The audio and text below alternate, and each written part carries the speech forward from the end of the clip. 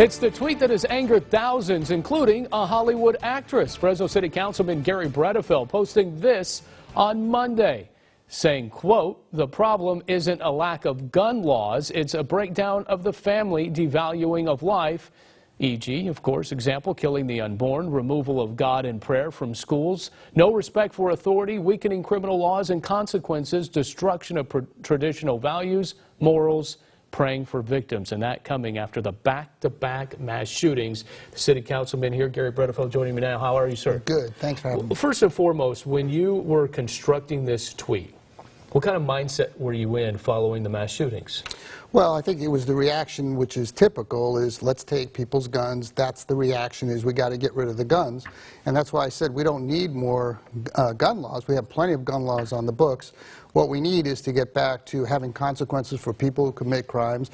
Understand that there's a breakdown in the family. We've removed God. We've devalued life. And that's what I was commenting on. I was saying, you know, we have a real breakdown in our society. Well, it struck a nerve, as It you did. know. More than 11,000 comments up to this point, even attracting a response from actress Patricia Arquette. Were you surprised by the way you have angered thousands nationwide?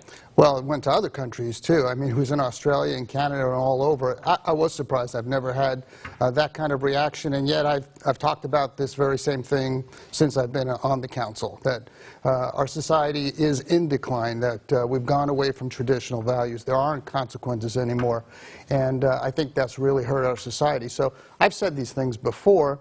I was struck again to say it. I mean, I grieve deeply for this horrible savagery that's taken place, but the knee-jerk reaction is often that we have to take people's guns away, and all you're going to do is take them away from law-abiding citizens. Okay, so in the tweet, though, you're blaming the mass shootings on what you say is the breakdown of family values and the weakening of criminal laws, but those things do not put weapons of war in people's hands. That's right. But people who commit these acts are the ones who need to be held accountable. And we get away from that. We try to find other reasons like guns. But the fact is, mass murder has been committed with airplanes and bombs and knives and machetes, cars and trucks, and we don't take those away. The problem is, it's in here. This is the problem. It's a heart problem. It's not a mental problem? No, they go to mentalists. I'm not saying there haven't been some people who are mentally ill, but a lot of these folks are sociopathic, they're personality disordered, they're isolated, and often these young men are detected in schools. This one in El Paso came with rape lists and murder lists to schools. He's been identified. Others have, who have committed mass murder have been identified in schools. We need to identify them and act before they commit their crimes. And obviously, you know, the FBI is trying to do the best they can in doing that. Sure. Obviously, social media is a big part of that. But really, the devaluing of life and not praying in school, are you equating that to somehow that's triggering a deadly revolt here? No.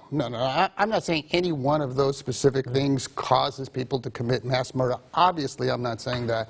What I am saying is that we have a problem in our society, and we've gotten away from accountability, and all of the traditional values and family have been broken. And I think that contributes to these kinds of things that happen. Well, let me do this, because your colleague Miguel Arias, in response to you, posted a tweet of the mass shootings that happened when assault weapons were banned, and his list consisted of Columbine, and then once the ban expired, he listed 16 other mass shootings once that ban expired in 2004.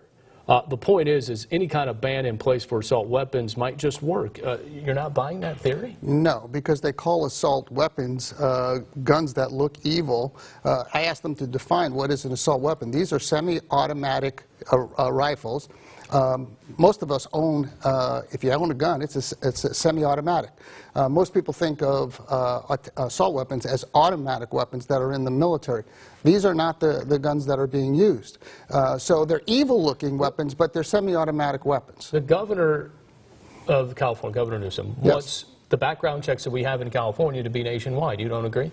There are already background checks. Whenever somebody purchases a gun in the state of California, they do a background check. But it's an extensive background check. I have no problem with people having their backgrounds checked when they want to purchase guns. None. Okay. I do want to, your tweet is viral and all that, but I do want to see how things are progressing following that city's meeting with Caltrans. We Yes. know that we've seen a lot of the trash on our freeways within the city here. Where are we at with a resolution on this? Because one weekend I was passing a brush fire that did have a lot of trash near it. That was on Tulare and 41. Yeah, and we had one on Bullard in 41. Look, this is a disgrace. It's been going on for decades where Caltrans is responsible for cleaning the highways. Now we have weeds that go unabated. They're not taken care of. There's trash everywhere. We have homeless encampments. It just can't exist anymore. And I think all of us in positions of responsibility, if we don't fix this, we have failed by the time we leave office.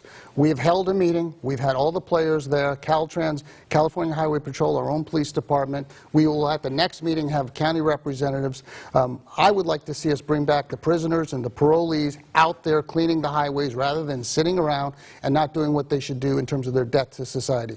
But we're all in this together. It's all hands on deck, and people are coming together to fix this problem. All right. Appreciate your time as always. Hey, thanks so much. Councilman Garry Bredefeld.